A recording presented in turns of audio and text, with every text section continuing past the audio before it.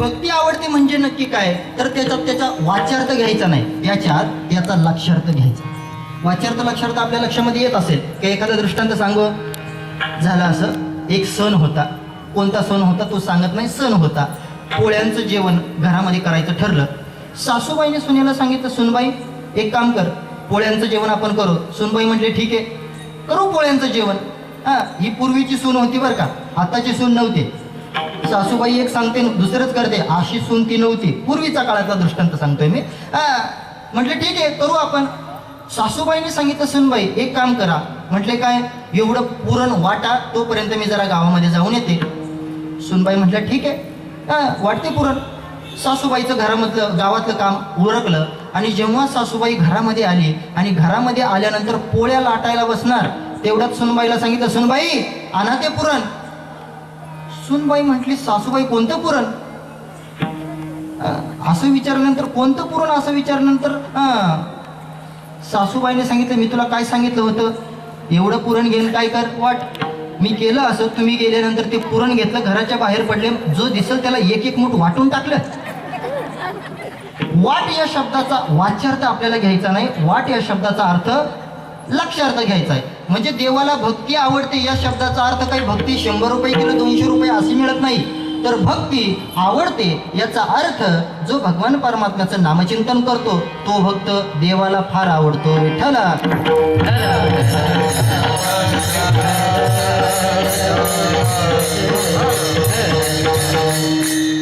काय आहे महाराज, भक्ती करण्यामध्ये कधीही कंजेशी करू नये, कधी काटकसर करू नये. काय करण्याकरता? भक्ती करण्याकरता. ज्ञानेश्वर महाराज म्हणतात, जो भगवान परमात्म्याची भक्ती करत नाही तो अभक्त आहे. एक, जो भगवान परमात्म्याची भक्ती करत नाही तो दैवहीन आहे. दोन, नाही जासी भक्ती तो पतिता भक्त, हरीची न भजत दैवात. भक्ती तो पतिता भक्त, हरीची न भजत दैवात.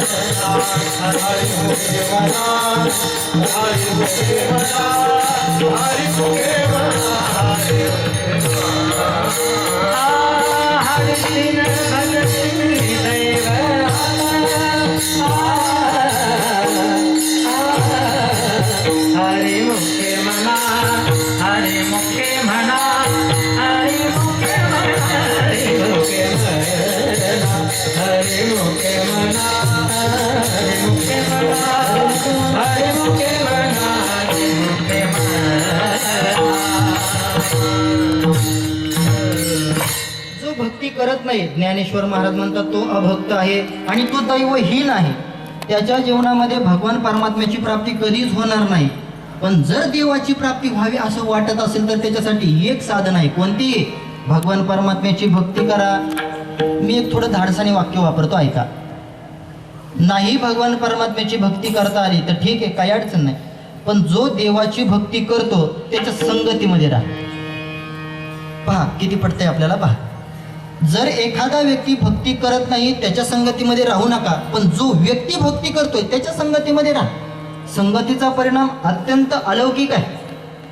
पतन उद्धार संघाचा महिमा त्याच्याव्या अधमा संत सवे.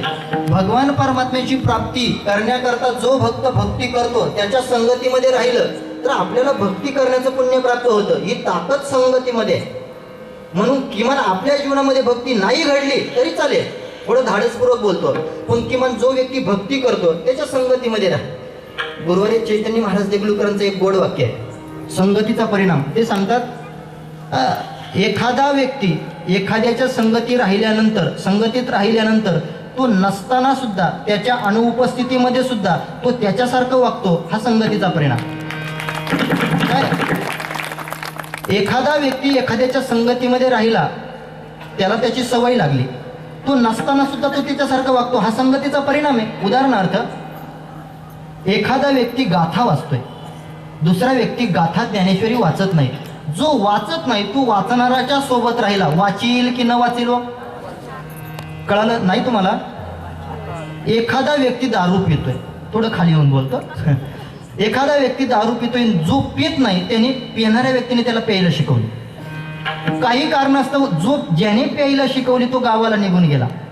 मला सांगा दुसऱ्या दिवशी ज्याने प्यायला शिकवली तो नसताना सुद्धा दुकानात जाईल की नाही? हो, नाही जाणार. अहो गेल्याशिवाय राहणार नाही. हा परिणाम जर कशाचा असेल तर संगतीचा आहे. काय झालं? आंब्याचे दिवस होते. एक व्यापारी आंबे विकण्याकरता बाजारामध्ये गेला. आता बाजारामध्ये जर विकण्यासाठी एखादा माल घेऊन जायचा असेल तर भर सकाळी जावं लागतं की दुपारी गेलं तरी चालतं? दादा, भर सकाळी जावं लागतं. म्हणजे मी काही व्यापारी नाही पण याची कल्पना मला आहे. दुपारी नाही जावं लागत, सकाळी जावं लागतं. हा महाशय दुपारी गेला. दुपारी गेल्यानंतर आपला जो माल विकायचा आहे तो माल विकण्यासाठी जागाच कुठं अवेलेबल नव्हती, जागाच नव्हती. पाहिलं आता कुठं आपला स्टॉल मांडावा, काय करावं काही सुचेना त्याला. त्याने पाहिलं एका कोपऱ्यामध्ये छोटीशी जागा आहे. त्याने त्या संधीचा फायदा घेतला. आपला स्टॉल त्याने त्या कोपऱ्यामध्ये मांडला. गिऱ्हाईक येऊ लागलं, पाहू लागलं, संपूर्ण माल पाहत होते. त्यांनी सुंदर असा आपला माल लावला. सुंदर आंबे होते, हापूसचे आंबे सुंदर असे मांडले. माल विकायला सुरुवात करणार तत्पूर्वी त्यांनी शेजारी वाकून पाहिलं. आपल्या शेजारी कोणता विक्रेता आहे, काय माल विकतोय? पाहिलं तर शेजारचा विक्रेता होता उंदीर मारण्याचं औषध विकणारा. कोण होता? उंदीर मारण्याचं औषध विकणारा. याने गिराहिकाला आवाज द्यायला सुरुवात केली. आंबे घ्या आंबे. आंबे विकत होता ना. आंबे घ्या आंबे. रत्नागिरीचे आंबे, देवगडचे आंबे, आंबेगावचे आंबे. असं त्याने आवाज दिला की तो शेजारचा म्हणायचा, खाल्लं की मरतय. तुम्हाला नाही कळालं का काय म्हणत होता तो? आंबे घ्या आंबे, आंबेगावचे आंबे, आमोंडीचे आंबे. असं म्हटला की तो शेजारचा म्हणायचा, खाल्लं की मरतय. मला संध्याकाळची वेळ झाली, रात्रीचे 6 वाजले, त्याचा एकही आंबा संपला नाही. काय कारण बोला? संगत करे बडोगी तो बडत बडत जाय, संगत करे गदो की तो दो दो लात खा जाय. विठ्ठला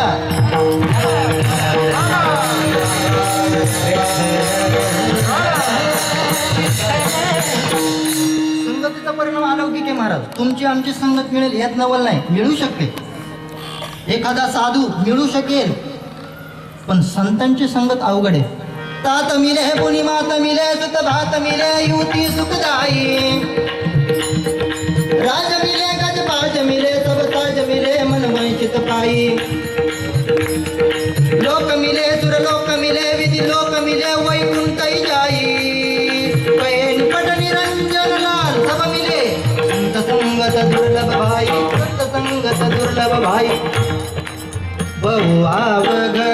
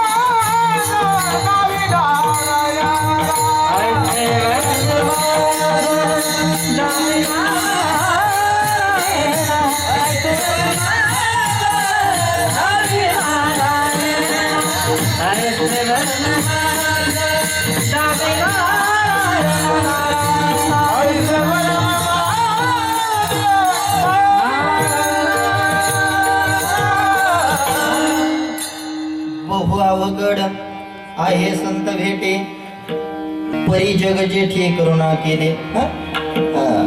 भगवान परमात्म्याची प्राप्ती करून घेण्यासाठी संगतीचा परिणाम अलौकिक आहे. म्हणून मी धाडसपूर्वक मगाशी बोललो, आपण ज्याची संगत करतो तो पहिल्यांदा चाचपडून पहा कोण येतो, मग त्याच्याने आपला उद्धार होणार आहे का? एकदा का आपण कोणाची संगत करतो हे डोळे उघडून पाहिलं आणि तो दिसला कोण येते, जगद्गुरु श्री तुकोबाराय, डोळे झाकून जा. डोळे उघडून पाहिलं कोण येते, ज्ञानेश्वर महाराजांनी, अवश्य संगत करा. कोण येते, साधू महात्मा आहे, अवश्य संगत करा. म्हणून भक्ती करण्यामध्ये संगत, आपण भक्ती नाही केली तर किमान आपण जो भक्ती करतो त्याच्या संगतीमध्ये राहा. विठ्ठल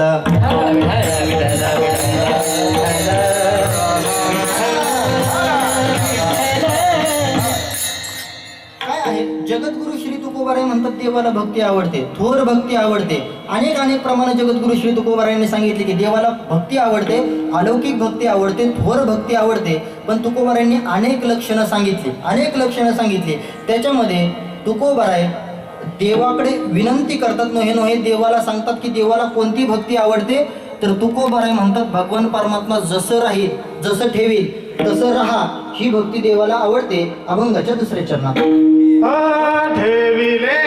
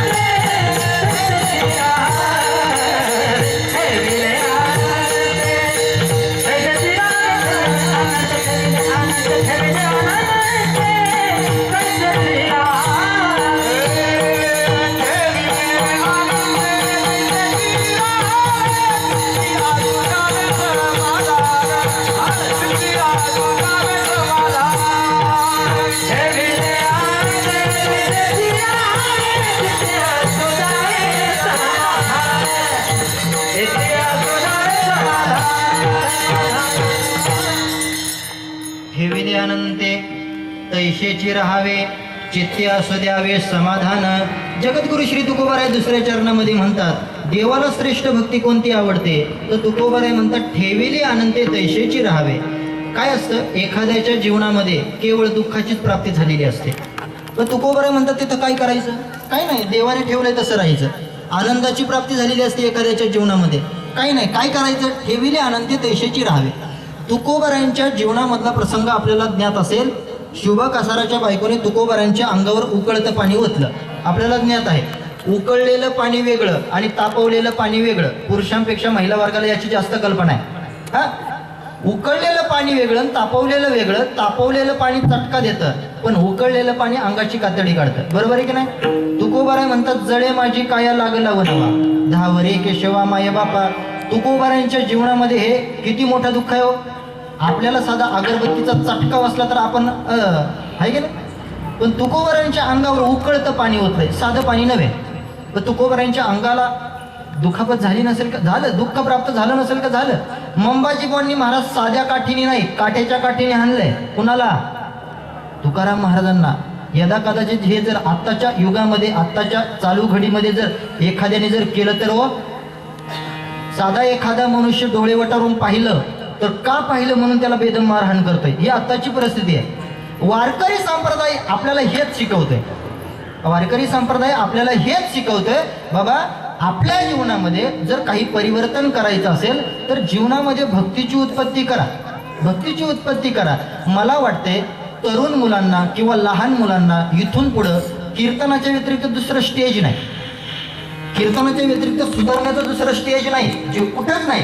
तुम्ही पहा टीव्ही मध्ये जे येतं, आता ते गजर कीर्तनाचा मनमंदिरात कीर्तन चालू झाली म्हणून ठीक आहे, पण मुलांना सुसंस्कृत करण्याकरिता कीर्तनाच्या व्यतिरिक्त दुसरं माध्यम नाही. आपण या सप्ताहामध्ये येत असताना आपल्याला समोर दिसेल वृक्षवल्ली आम्हा सोयरे वनचरी, भगवान पांडुरंग परमात्मा, खालचा भाग वरचा भाग सगळा कशाने मडवलेला आहे? पानांनी मडवलेला आहे, वेगवेगळ्या झाडांनी मडवलेला आहे. त्याचं काय कारण? मला मगाशी दादांनी सांगितलं, मुलं सप्ताहामध्ये येत असताना विचारतात आम्ही येथे प्रवेश करू का? लहान मुलांना जर आता आवड निर्माण नाही झाली, लहान मुलांना जर आता आवड निर्माण नाही झाली तर भविष्य काळामध्ये सप्ते बंद पडतील. मला परवा एकाने विचारलं, महाराज कीर्तन करून किती लोक सुधारले? मी त्याला सांगितलं, बाबा रे कीर्तन सुधारण्याचा विषय आम्ही डोक्यातून काढलाय. म्हटले मग माझा विचार असा आहे किमान बिघडू नये. म्हटले कसं काय? आताच्या काळामध्ये मुलं आपल्या आई वडिलांना सांभाळतात हो, पण भविष्य काळामध्ये मुलाने आपल्या बापाच्या कंबरड्यामध्ये लाद घालून घराच्या बाहेर काढू नये याच्या करता कीर्तन आहे, त्याच्याकरता कीर्तन करतात. आता मुलं जर सुसंस्कारित बनवली, त्यांना सांगितलं बाबा हे जगद्गुरु श्री तुकोबार आहे, हे छत्रपती शिवाजी महाराज, ज्ञानेश्वर महाराज, त्यांच्या अंतःकरणामध्ये परिवर्तन होईल. आपण गेल्यानंतर सप्ताह कोण चालवणार? आपला वारकरी. छत्रपती शिवाजी महाराज तेव्हाच्या काळामध्ये तुकोबारांच्या पायाला लागतात आणि एका तुकोबारांच्या कीर्तनाने छत्रपती शिवाजी महाराजांना वैराग्य निर्माण होते. काय ताकद असते तुकोबारांमध्ये, वाणीची ताकद असते. म्हणजे ते छत्रपती शिवाजी महाराज हिंदवी स्वराज्याची स्थापना ज्यांनी केली ते छत्रपती शिवाजी महाराजांच्या पायाला बसतात. राजांना काही कळत नव्हतं का कीर्तन? बाकीचं राजकारण कळत नव्हतं? कळत होतं, पण छत्रपतींना माहिती होतं याच्या व्यतिरिक्त आपल्या जीवनाचा उद्धार करून घेण्याचं स्टेज जगताच्या पाठीवर नाही. म्हणून तरुण मुलं कीर्तनाला असली पाहिजे, तरुण मुलं कीर्तनाला असली पाहिजेत. माझा विषय असा आहे, अंतःकरणामध्ये भक्तीची उत्पत्ती झाली पाहिजे. महाराज भक्तीची उत्पत्ती झाली पाहिजे. काय करते भक्ती हो? ऐका, भक्ती काय करते? कदाचित मला वेळ कमी पडेल. भक्ती काय करते सांगतो, ऐका. भक्ती मोक्ष प्राप्त करून देते, म्हणून भक्तीला मोक्षदा असं म्हणतंय. मधुसूदन सरस्वतींनी भक्तीची काही लक्षणं सांगत असताना त्याच्यामध्ये वर्णन केलंय. मोक्षदा सांद्रानंद विशेष सूत्र सांगत असताना त्यांनी केलंय. त्यांनी सांगितलं ब्रह्मानंद प्राप्त करून देण्याची ताकद नोहे ब्रह्मानंदाच्या पुढे भक्तीचा आनंद आहे. एक मधुसूदन सरस्वतींचा श्लोक आहे की मला आठवत नाही नक्की, पण आहे, एक ब्रह्मानंद प्राप्त करा. आता ब्रह्मानंद प्राप्त करून घेण्यासाठी अनेक साय असेल. आता आपल्याला कितपत कळते मला माहित नाही, पण सांगतो. एक ब्रह्मानंद प्राप्त करून घ्या. आणि एक ब्रह्मानंद प्राप्त करून घेतल्यानंतर असे बरेच ब्रह्मानंद प्राप्त करून घ्या. असे बरेच ब्रह्मानंद प्राप्त करून घेतल्यानंतर एका भक्तीच्या आनंदाला त्याने गुणा. बरं का, लक्षामध्ये येते का? पहा काय करायचं. ब्रह्मानंद प्राप्त झाला, मग तो किती प्राप्त झाला? अगणित प्राप्त झाला. त्या ब्रह्मानंदाला परार्घ या संख्येने गुणायचं. परार्घ म्हणजे किती हो? सोपं सांगू की अवघड? दोन्ही ऐका. एकम दशम शतम चैव सहस्रम मयुतम तथा लक्षम च नियुतिं चैव कोटिरर्बुदमेव च वृंदम खर्वा निखर्वश्च शंख पद्मश्च सांगर अंतम मध्यम परार्धाच दशवृद्धया यथाक्रमम. एकावर एक शून्य दिला, किती झाली संख्या? बोला. एकावर एक शून्य दिला, 2 शून्य, 3 शून्य, 4 शून्य. आता याच्या पुढे मी सांगत नाही. एकावर 17 शून्य दिल्यानंतर जी संख्या येते तिला म्हणा परार्ध. लक्षामध्ये येते ना? एकावर 17 शून्य दिल्यानंतर जी संख्या येते तिला म्हणा परार्ध, आणि त्या परार्ध या संख्येने ब्रह्मानंदाला गुणा. उत्तर किती येईल? मलाही माहिती नाही, 150 पैकी 52 मार्क आहेत मला गणितात. किती उत्तर येईल? घरी जाऊन त्याची टॅली करा. इतका आनंद भक्तीच्या आनंदापुढे परमाणू इतका सुद्धा नाही. ब्रह्मानंद भवे देश चेत परार्ध गुणीकृतः नैति भक्ती सुकांबोधे परमाणु तुलामपी विठ्ठल.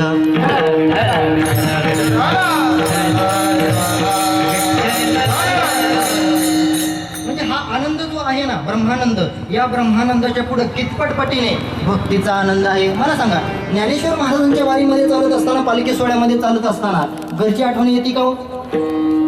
आता जे जात असतील त्यांनाच माहिती. घरची आठवण येत नाही का? ज्ञानोबा तुकोबारायांचा जेव्हा गजर चालू असतो ना, तेव्हा मला नाही वाटत कोणाला घरची आठवण येत असेल. घरची आठवण सोडा, जो मनुष्य स्वतःच्या देहावर बायकोपेक्षा जास्त प्रेम करतो त्या देहाची सुद्धा आठवण राहत नाही की राहते? राहत नाही महाराज. जेव्हा सुंदर असा नाद चालू असतो, ज्ञानोबा तुकाराम तुकाराम ज्ञानोबा तुकाराम ज्ञानोबा तुकाराम ज्ञानोबा तुकाराम ज्ञानोबा तुकाराम ज्ञानदेव तुकाराम ज्ञानदेव तुकाराम ज्ञानदेव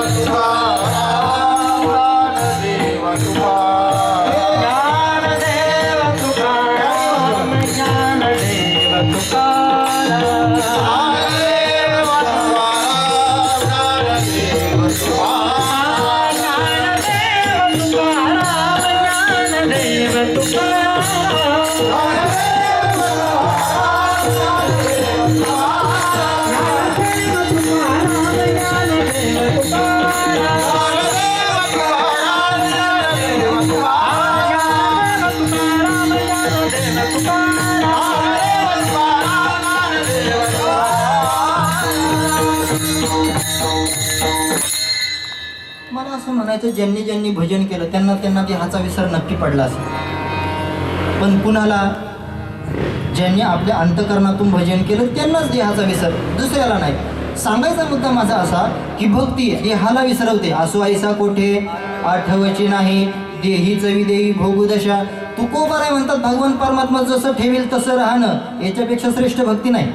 तुकोबाराय म्हणतात, वाहिल्या उद्वेग दुःखाची केवळ भोगणे ते फळ संचिताचे. तिसऱ्या चरणामध्ये तुकोबाराय म्हणतात, आपल्या जीवनामध्ये संचित कर्मानुसार जितकं दुःख प्राप्त झालंय त्या दुःखाला बाजूला सरायचं काही गरज नाही. काय? कर्माचे 3 प्रकार आहेत. एक संचित कर्म, एक क्रियामान कर्म आणि एक प्रारब्ध कर्म. संचित कर्म म्हणजे आपण पूर्वजन्मामध्ये केलेलं कर्म, त्याला म्हणा संचित कर्म. त्या संचित कर्मामधून चालू असलेलं कर्म त्याला म्हणा क्रियामान कर्म. आणि त्याच संचित कर्मामधून भविष्य काळामध्ये आपण वापरण्यास घेण्यासाठी केलेलं कर्म त्याला म्हणा प्रारब्ध कर्म. विठ्ठल.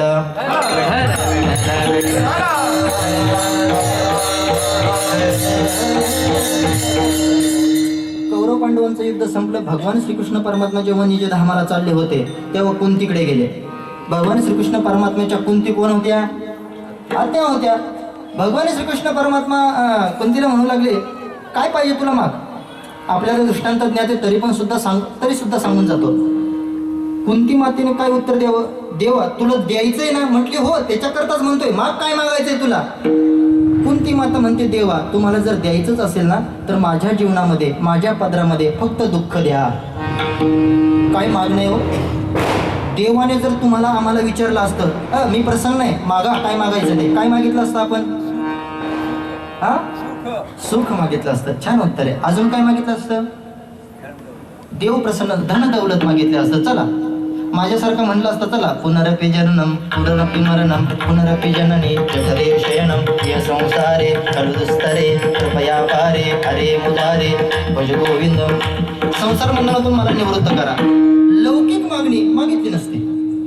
पण कुंती मातेने जे मागितले ते दुःख आहे. देव म्हणतात, कुंती अगं लग्न झाल्यापासून तुझ्या डोळ्याचं पाणी अजून गेलं नाही आणि दुःख मागते. कुंतीने जे उत्तर दिलं ते फार महत्वाचं आहे. देवा मला दुःखच दे. काय कारण? देवा दुःख झाल्यानंतर मला तुमची आठवण येते. बर तुमची आठवण आल्यानंतर मी तुमचा धावा करते. म्हटलं ठीक आहे. आणि एकदा का तुमचा धावा केला रे केला की तुम्ही माझ्या मागे पुढे उभं राहता, मला तुमच्या व्यतिरिक्त काही नको. वाहिल्या उद्वेग दुःखाची केवळ भोगणे ते फळ संचिताचे. संसारामध्ये दुःख प्राप्त होत नाही असं नाही बरं का. संसारामध्ये दुःख आहे की नाही हो, आहे. अनेक प्रमाणे सांगत बसत नाही. एखादं प्रमाण म्हटलं तर तुम्हाला दुःख होईल अशी प्रमाण आहेत. संसार दुःख मूळ.